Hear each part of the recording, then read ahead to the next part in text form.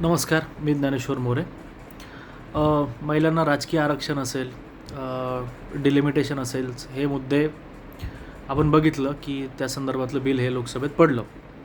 परंतु दुसरी एक गोष्ट प्रकर्षाने समोर आली की ती म्हणजे नरेंद्र मोदी यांची जी कम्युनिकेशन स्ट्रॅटेजी आहे त्यामध्ये झालेले बदल.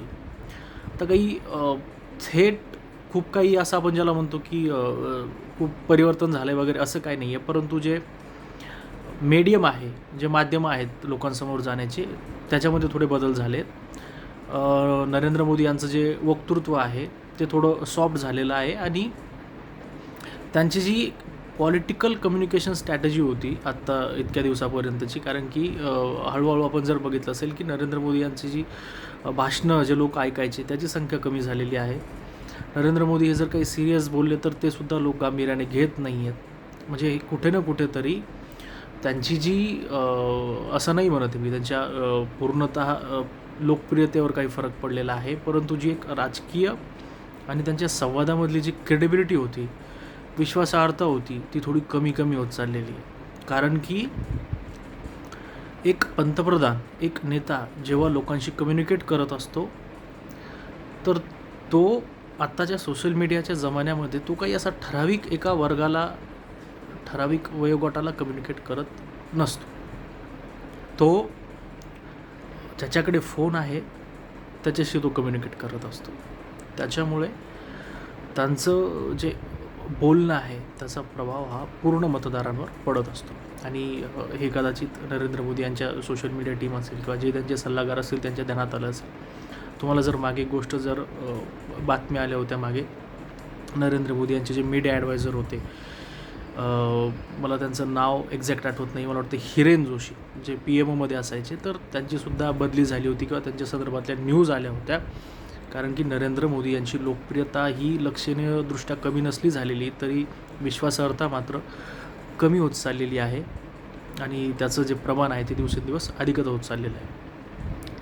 आता यामध्ये बदल काय होतील तर 2 वे कम्युनिकेशन होण्याची शक्यता आहे. म्हणजे पंतप्रधान आता छोट्या छोट्या रील्समधून, फूड्स ब्लॉगमधून, पॉडकास्टमधून किंवा मीडियाशी इंटरव्ह्यूमधून किंवा एखादी पत्रकार परिषदसुद्धा कदाचित घेऊ शकतात जर लोकांमध्ये विश्वासार्हता निर्माण करायची असेल तर. पंतप्रधान आता स्वतः कमी बोलतील, मोजकं बोलतील आणि टार्गेटेड बोलतील.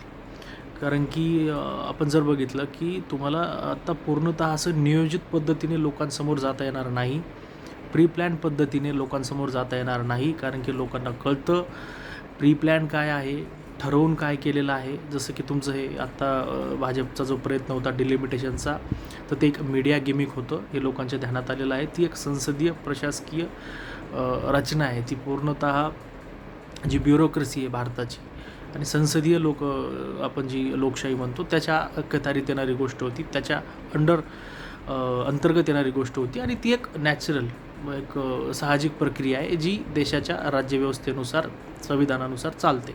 त्यामुळे ते एक मीडिया गेमिक होतं, हे आता लोकांच्या, जनतेच्या ध्यानात आलेलं आहे. त्यामुळे तुम्ही मोदी काहीतरी एक सभा घेतील, वातावरण बदलेल, नॅरेटिव्ह बदलेल, आता असं तसं राहिलेलं नाही आहे. त्यामुळेच कदाचित पंतप्रधान यांची जी टीम आहे किंवा पंतप्रधान नरेंद्र मोदी पंतप्रधान स्वतः असतील, त्यांना वाटलं असेल की आता तेवढा करिश्मा आपल्यात राहिलेला नाही आहे.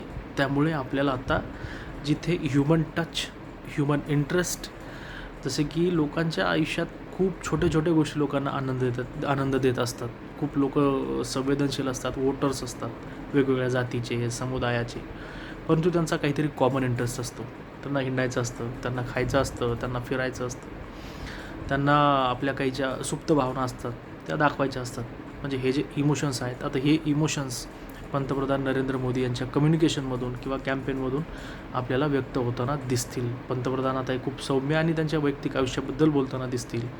खानपानाच्या आवडी असतील, रील्स असतील, जास्तीत जास्त रील्स लोकांसमोर यायला लागतील.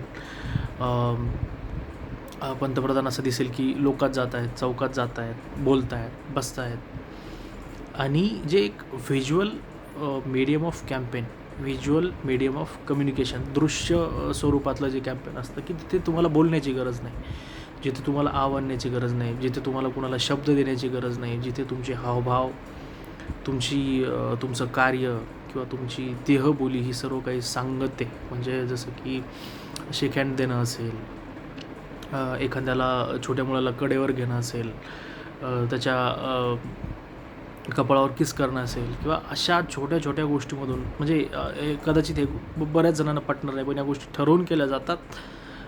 पॉलिटिकल कॅम्पेन असेल, जे मोठे मोठे मीडिया स्टार आहेत, सेलिब्रिटी आहेत, हिरो आहेत, त्यांच्यासाठीही केलं जातं. म्हणजे याचं एक आयडियल उदाहरण म्हणजे मी कदाचित थलापती विजय असेल, राहुल गांधी असेल, यांचे जे तुम्ही जे लोकांना भावनिक अटॅचमेंट असते, म्हणजे आत्मीयतेने लोक कनेक्ट होतात, त्या गोष्टी तिथे असतात. त्यामुळे हे कॅम्पेन बदलू शकतं असं मला वाटतं. थँक्यू.